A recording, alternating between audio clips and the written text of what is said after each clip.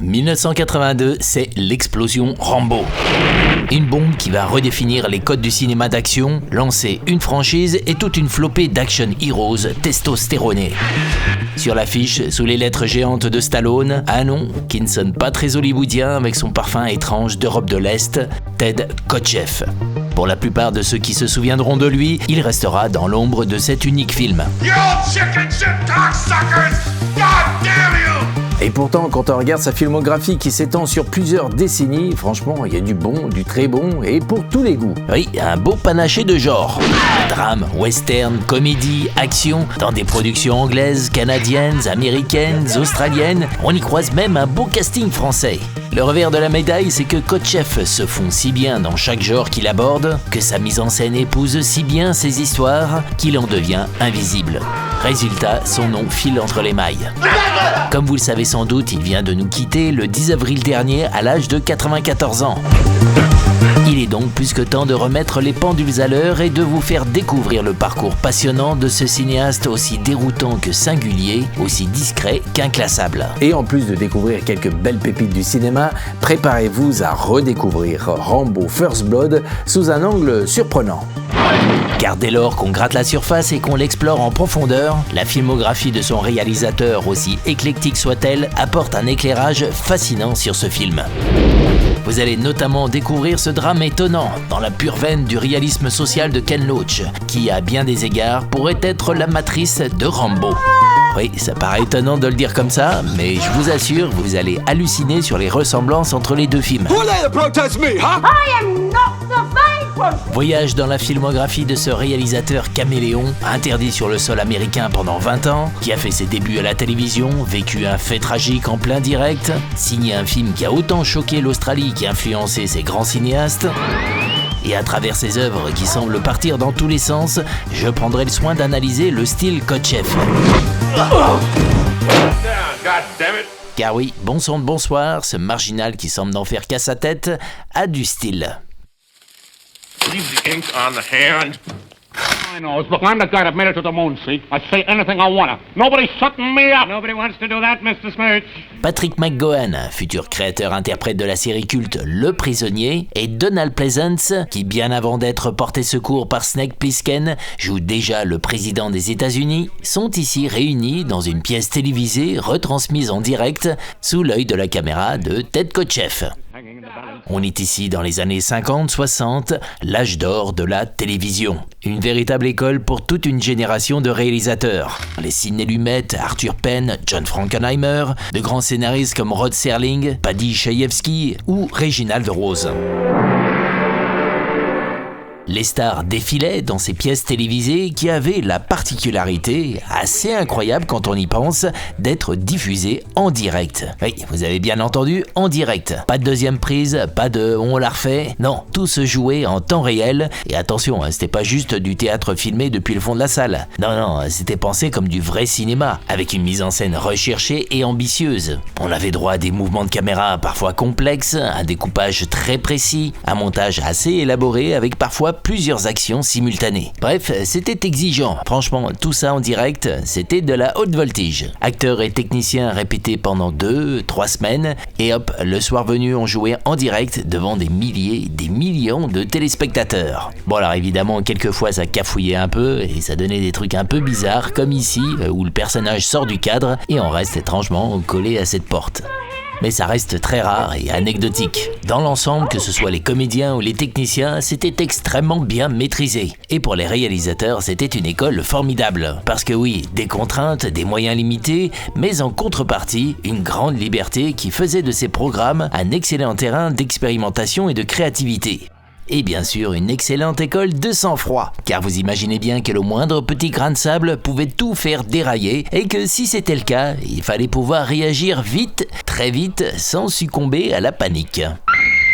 Et en la matière, Ted Kotcheff en a fait les frais, parce qu'il a vécu sans doute l'une des pires situations qu'on puisse imaginer, avec le tristement célèbre épisode d'Armchair Theater intitulé Underground, le 30 novembre 1958.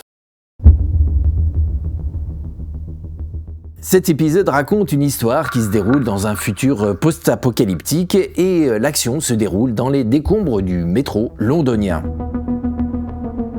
La mise en scène est déjà assez compliquée, mais bon, ça se passe plutôt bien, sauf qu'en plein milieu de la diffusion, un des comédiens, et pas n'importe lequel, celui qui joue l'antagoniste principal, s'écroule en coulisses.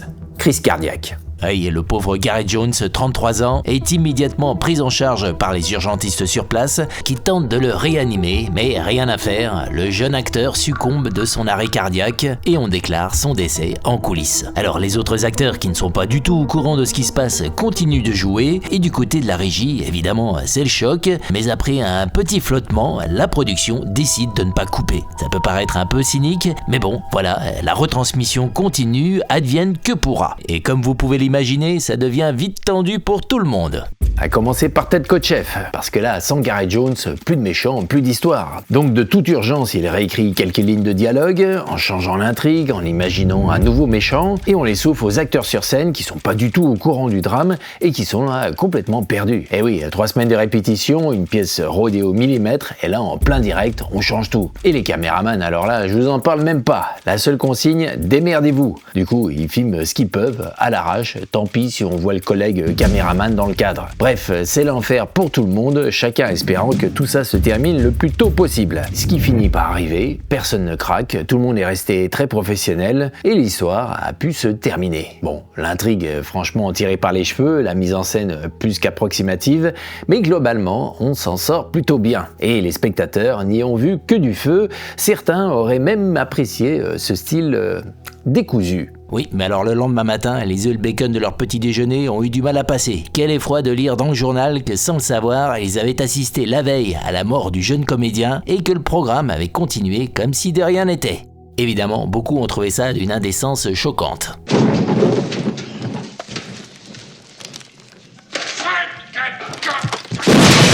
Bref, voilà, maintenant, vous le savez, Ted Kotcheff, c'est l'homme qui a réalisé un épisode d'une série d'anthologie où un des acteurs est mort en direct. Une histoire qui s'est donc déroulée dans les studios londoniens en Angleterre. Et d'ailleurs, pourquoi en Angleterre ? Eh oui, pourquoi ? Qu'est-ce que ce Canadien d'origine bulgare est venu y faire ? Parce que ok, le Canada de l'époque ne faisait pas rêver les jeunes réalisateurs, pas beaucoup d'horizons cinématographiques, mais pourquoi n'est-il pas allé tenter sa chance à Hollywood, comme ses compatriotes Norman Jewison ou Arthur Hiller ? Eh bien, la raison est simple, comme un certain vétéran vagabond chassé de la ville, il n'y était pas vraiment le bienvenu. Are you a member of the Communist Party? Or have you ever been a member of the Communist Party? 1953, pendant la sombre période de la chasse aux sorcières du macartisme, notre réalisateur, alors âgé de 22 ans, s'est en effet vu interdit de séjour aux États-Unis. La raison invoquée, il s'était dans sa jeunesse abonné quelques mois à un innocent club de lecture qui proposait quelques ouvrages marqués à gauche. Alors vous imaginez bien qu'avec son nom Kotcheff qui sonne bien de l'Est, il n'en fallait pas plus pour éveiller tout soupçon de sympathie communiste, voire d'espionnage, et d'être définitivement banni des terres de l'oncle Sam. Voilà pourquoi Ted Kotcheff s'est envolé pour le royaume de Sa Majesté. Et c'est donc dans la télévision londonienne qu'il débute sa carrière, avec notamment ce programme de pièces télévisées Armchair Theatre. Alors oui, petit détail, comme vous l'avez vu sur ce générique, à cette époque, on l'appelle encore parfois par son premier prénom, William. Ted, diminutif de Théodore, étant son deuxième prénom. Décidément, pas simple avec ce réalisateur.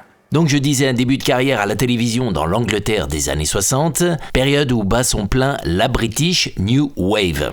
What you talking about? Pour faire court, si vous n'avez jamais entendu parler de ce mouvement du cinéma anglais des années 60, qui a donné lieu à des films absolument remarquables, c'est un cinéma qui cherche la rupture avec celui de l'époque considéré trop bourgeois ou bien pensant. Un mouvement dans la lignée de la nouvelle vague française, mais surtout très inspiré par le néo-réalisme italien. Ici, on regarde la vraie vie, les vrais gens, sans chercher à enrober la réalité, ni juger ou faire des leçons de morale. Il montre la solitude, les frustrations, les rêves d'ascension sociale, les humiliations, les révoltes, les élans de liberté, les amitiés bancales, les espoirs têtus. Bref, la vie de gens ordinaires, avec une nette préférence pour la classe populaire, dans toutes ses aspérités, très ancrées dans le réel. Et pour cela, on tourne loin des studios, dans les rues, dans de vraies usines, des vrais magasins. Un cinéma parfois subversif qui ose, Des histoires rentre-dedans qui prennent aux tripes. Et niveau cinématographique, la photo noir et blanc est souvent superbe et la mise en scène très inspirée et inventive. I'm an extraordinary person. Alors si vous ne connaissez pas ce cinéma, franchement, partez à sa découverte, vous allez être surpris, agréablement surpris, car c'est une vraie mine d'or de petits chefs-d'œuvre. Et tenez par exemple, si vous aimez ces histoires qui imbriquent sport et récit social, comme Rocky, eh bien foncez découvrir le magnifique Le Prix d'un homme. L'ascension d'un mineur bourru et bagarreur, joueur de rugby, qui grimpe l'échelle sociale, avec un Richard Harris absolument exceptionnel. Intense, brut de décoffrage, et le film ne cherche pas du tout à adoucir son personnage. Et tenez, les connaisseurs de Rocky, je sais pas vous, mais j'ai comme l'impression que Stallone s'est inspiré de 2-3 trucs par-ci par-là. Bon, bref, reprenons. Alors, pour fermer la parenthèse sur cette British New Wave, eh bien c'est le cinéma d'où émergent d'illustres réalisateurs que vous connaissez sans doute, comme Jack Clayton, le réalisateur de ce film dans le milieu du rugby, Lindsay Anderson, et d'autres qui ont fait carrière à Hollywood, Tony Richardson et évidemment le plus connu, John Schlesinger. Is it safe? Look, I tell you, I can't do it. Bon, alors pourquoi je vous bassine avec cette British New Wave? Eh bien parce que ses premiers pas au cinéma, Ted Kotcheff les fait dans le sillage de ce mouvement. Et on peut même dire qu'il se place en digne héritier, puisqu'avec son deuxième film, il signe ni plus ni moins la suite directe des Chemins de la Haute-Ville, un des films phares qui a initié ce mouvement. Dans ces Chemins de la Puissance, on retrouve donc le même personnage, Joe Lampton, qui, après avoir lutté pour grimper l'échelle sociale en mariant la fille d'un puissant industriel, commence à sentir le goût amer de son ascension.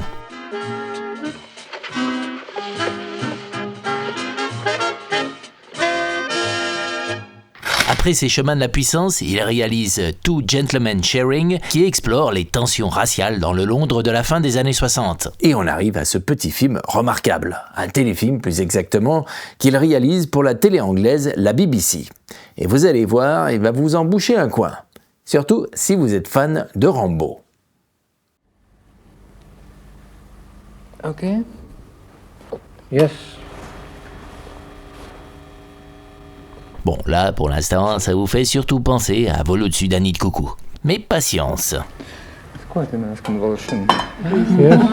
Alors, cette dame qu'on vient de passer au grille-pain s'appelle Edna, la soixantaine, une sans-abri, une clocharde comme on dit, qui erre de ville en ville, de foyer en centre d'accueil, et qui fait donc un petit séjour dans cet hôpital psychiatrique, mais également passe par la case prison. Et avec elle, on plonge la tête la première dans le monde des laissés-pour-compte qui survivent, eh bien, comme ils peuvent.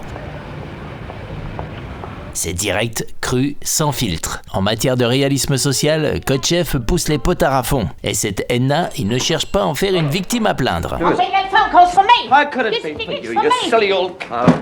Sale caractère, râleuse, alcoolique, agressive, franchement, elle n'a rien d'une sainte. Et tout le pari du film, c'est justement de nous faire découvrir que derrière cette vieille folle, qu'on aurait évité dans la vraie vie ou détourner le regard, se cache une personne, un être humain. Et ce film est absolument incroyable dans sa façon de nous plonger dans le quotidien de ces marginaux. C'est bluffant d'authenticité. Et pour ça, le scénariste Jeremy Sanford a vécu immergé dans le monde des sans-abri pendant 2 semaines pour en capter les moindres détails et ainsi nous faire sentir ce que ça veut dire vivre dans l'exclusion totale. Boire l'eau des rivières, enfiler des couches de plastique pour se protéger du froid quand on passe la nuit dehors, faire les poubelles à l'arrière des restos, Thank you very much. chercher un abri, faire face à une administration sourde, à la violence de se faire expulser de partout, Come on out, darling. You can't sleep here all night. préserver un peu de dignité, des liens sociaux. Bref, le récit est hyper concret, et tout étant filmé entièrement en décor naturel, en mélangeant acteurs et de véritables laissés-pour-compte. D'ailleurs, impossible de faire la différence. Avec en plus la mise en scène de Kotcheff qui reste distante, froide, dans un style comme on dit documentaire. Franchement, ce film est une petite claque. On y croit à fond, c'est captivant, et si l'histoire est dure, ce n'est pour autant pas misérabiliste. On assiste à des moments de solidarité, de bonheur, qui surviennent parfois lorsqu'on s'y attend le moins. Par exemple ici, lors de son petit passage en prison. Et on sourit parfois avec certains personnages, pour le moins très décalés. Alors certes, il y a quelques petits défauts par-ci par-là, mais vraiment c'est chipoté parce que ça reste remarquable. À la fois un formidable document sur un sujet évidemment toujours d'actualité, traité dans toute sa complexité, jamais simpliste, et un récit plein d'humanité et poignant. Et ce qui est très appréciable, c'est qu'il ne succombe pas au sentimentalisme de bas étage. Il se tient à distance des personnages, dans un mélange de retenue, de pudeur, de froideur pourrait-on dire, sans musique ou autre effet qui nous emmènerait sur le terrain du pathos. Et cette distance avec les personnages, évidemment, finit par payer. L'émotion étant, comme vous le savez, toujours plus puissante quand elle surgit sans crier gare dans une mise en scène qui n'a pas cherché à la provoquer, cette vieille folle, alcoolique, antipathique, réussit à être profondément touchante. Let's see if next time it can't be for even longer. Alors ce film a été un très grand succès à la télévision, a remporté de nombreux prix, dont meilleur réalisateur pour Kotcheff et meilleure actrice pour celle qui incarne Edna avec une grande justesse, Patricia Hayes, qu'on connaît plutôt pour des rôles comiques et notamment pour ses apparitions aux côtés de Benny Hill, et qu'on retrouve aussi en témoin gênant dans Un poisson nommé Vanda. Bon, bref, je m'égare. Alors, ce film qui a littéralement choqué les téléspectateurs anglais en révélant l'existence de toutes ces femmes d'un certain âge qui vivent dans la misère absolue, a réussi à changer quelques mentalités et à faire bouger les lignes. Well, this house was the first step, and I hope we can turn it into a whole street, then a town, and into bigger and bigger units. Bon, évidemment, faut pas arriver pas à ce point-là, mais il y a bien eu une vague de structures d'accueil similaires à celles qu'on voit dans le film qui se sont ouvertes un peu partout dans le pays. Le scénariste Jeremy Sandford s'étant lui-même personnellement impliqué dans cette cause en utilisant sa notoriété pour lever des fonds ou trouver des locaux.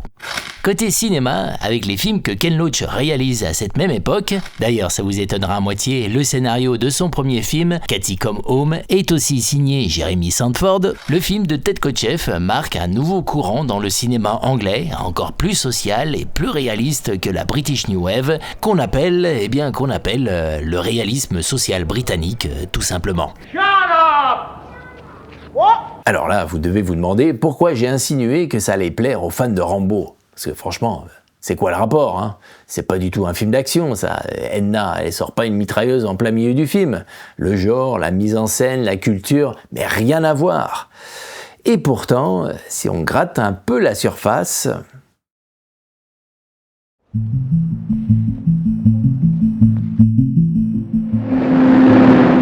Regardez ces deux vagabonds, ces deux marginaux qui cherchent leur place dans la société. Et voyez à quel point dans ces deux films en apparence très différents, on retrouve les mêmes temps forts et les mêmes mécanismes psychologiques. Tout commence avec la même solitude, la même errance de la campagne à la ville. Puis c'est le rejet d'une société qui les met à la porte. Visiting somebody around here? G-O-I-N-G spells going. We don't want guys like you in this town. Let's not follow the court. Get out of here! Qui les considère comme des déchets humains, prêts à les humilier, à les violenter. On retrouve les mêmes personnalités qui, poussées à bout, explosent, fuient, cherchent à disparaître de la société, mais reviennent et réclament leur dignité. Who are they to protest me, huh? I am not the vagrant! Des êtres nés sous une mauvaise étoile que la vie n'a pas fait de cadeau et qui luttent chacun contre ses propres démons. Des êtres endurcis, d'une résistance à toute épreuve, qui s'accrochent dur comme fer à la vie, qui finissent par craquer et nous révéler toute leur fragilité. Alors évidemment, tout n'est pas identique entre les deux films, il y a beaucoup de choses qui diffèrent, mais vous voyez bien qu'au fond, il s'y joue la même chose. Hey, c'est pas bluffant ça? Et ce que je trouve passionnant avec cette comparaison, c'est que Edna fonctionne comme un révélateur de ce qui nous prend véritablement aux tripes dans Rambo. Un révélateur, oui. Et d'ailleurs, il y a un autre aspect qu'Edna met en lumière dans ce film. Le cadre du récit, l'environnement, la météo, les décors, bref, les espaces dans lesquels évoluent les personnages.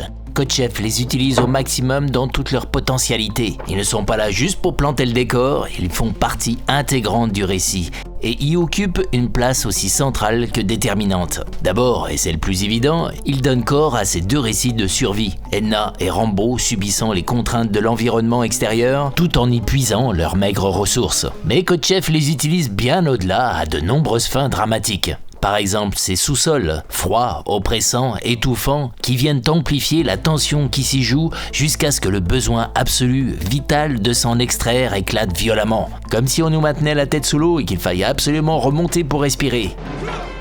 Et si cette sortie de Rambo nous fait tant vibrer, c'est évidemment la rage de ce béret vert qui éclate après tant de pression, les cascades, l'explosivité de Stallone, la musique de Jerry Goldsmith, mais c'est aussi parce que c'est littéralement une bouffée d'oxygène. Après avoir été comprimé sous terre, enfin on respire. Et prenez la course-poursuite à moto juste après. Elle joue à fond avec l'environnement, la route glissante, la voie ferrée, le chemin cabossé, la boue. C'est ce qui nous fait ressentir tout ce qui différencie Rambo du shérif Diesel. À ce sujet, j'en avais fait une vidéo complète. Et regardez à quel point le cadre environnemental joue un rôle déterminant. Sans qu'on ait vu Rambo faire une feinte particulière, la voiture du shérif glisse accidentellement. Et ensuite, c'est au tour de Rambo avec cette montée un peu trop raide. Autrement dit, dans les deux cas, c'est l'espace, l'environnement, la nature même du terrain qui dicte ses lois et qui met un terme à leur course. Et cette façon d'accorder de l'importance aux espaces, de les rendre acteurs de l'histoire, diffuse donc un certain parfum d'authenticité, mais aussi ce côté immersif, ce côté brut, cette rugosité où on sent la matière. Et cela non seulement à cause du caractère réaliste des décors, mais par le fait que les personnages sont en interaction concrète, physique, organique avec les espaces dans lesquels ils évoluent. Si on sent l'humidité dans la forêt, les pentes dans les sous-bois, c'est parce que Rambo fatigue, s'essouffle, doit faire une pause. Tenez là, Rambo qui reprend son souffle et qui s'appuie sur ce petit arbre qui, sous son poids, se déracine. Voilà, c'est cette interaction concrète, physique, qui nous permet de ressentir instantanément le poids du corps, la pente raide, le sol meuble qui se dérobe sous les pieds. C'est très simple, c'est un détail qui passe presque inaperçu et ça doit rester de l'ordre du détail quasi invisible au risque de devenir complètement artificiel, et c'est ce qui nous fait ressentir la matière, la réalité du terrain. C'est ça aussi qui nous immerge dans l'action du film. Et ça nous amène à cette fameuse séquence, ce saut devenu culte, le grand moment où justement Rambo se confronte de la façon la plus percutante aux éléments. Et regardez comment Kotcheff exploite au maximum le potentiel de cet arbre. D'abord en tant qu'amortisseur de chute, et là, la mise en scène ne la minimise absolument pas. Elle cherche à nous la rendre la plus violente et crédible possible. On voit Rambo traverser les branches, casser les plus fragiles sous son poids, puis percuter les plus grosses, hurler, s'accrocher, puis s'écraser au sol comme une masse en se pliant de douleur. Vraiment là, on peut dire que cette chute, aussi audacieuse ou improbable soit-elle, on la sent passer. Et ensuite, qu'est-ce que fait Kotcheff? Il réutilise ce même arbre qui, après avoir réceptionné Rambo, devient maintenant son bouclier protecteur. Et là, on a droit à un des plans les plus géniaux du film. Un unique plan où la caméra se déplace de façon organique, pourrait-on dire, en suivant ce petit jeu du chat et de la souris, entre Galt, le prédateur surpuissant qui flotte dans les airs, et Rambo au premier plan qui se remet à peine de sa chute, complètement piégé. Ce plan est magnifique parce qu'il concentre toute la cruauté de la situation, nous permet de ressentir la vulnérabilité totale de notre héros, nous met dans une position active, puisqu'on peut voir ce que ce dernier peut difficilement voir, que Galt nous tire littéralement dessus, mais aussi très important, fait une utilisation grandiose d'un élément de décor. Cet arbre, enjeu crucial de la scène, point pivot du cadre autour duquel tout se joue, à peine plus large que Rambo, sa vie ne tenant plus qu'à lui, quasiment un personnage à part entière. Et c'est cette utilisation maximale d'un élément du décor, cet enracinement de l'action dans la réalité concrète du terrain qui participe à rendre la scène totalement immersive. Et évidemment, cette façon d'utiliser les espaces, les éléments de décor, cette façon d'enraciner l'action dans le terrain, prend une dimension plus géniale encore avec la séquence de camouflage dans la forêt. Illustration pour le moins éloquente de l'interaction personnage-environnement.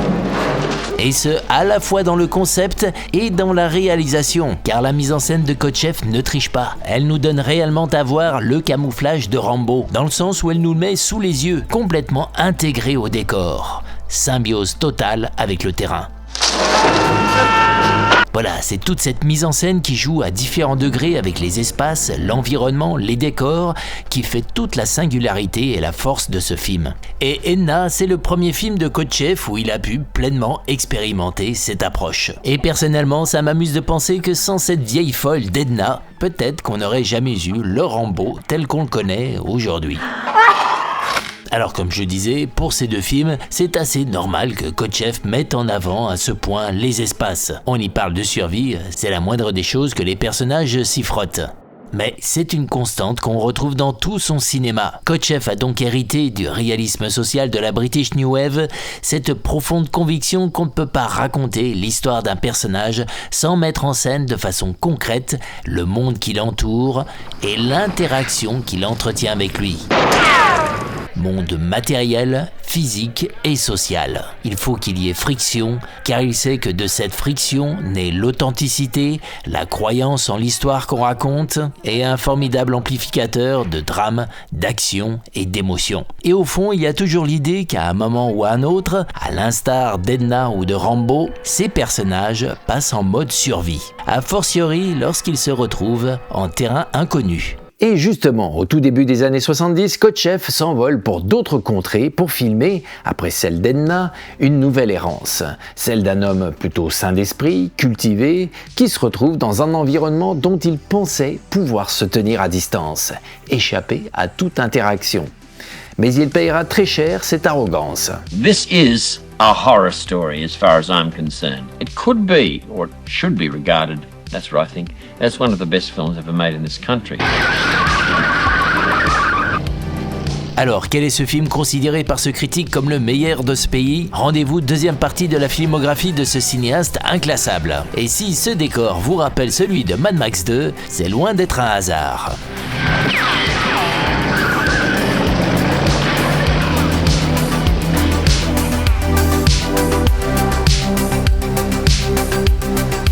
Fantastic machine, eh?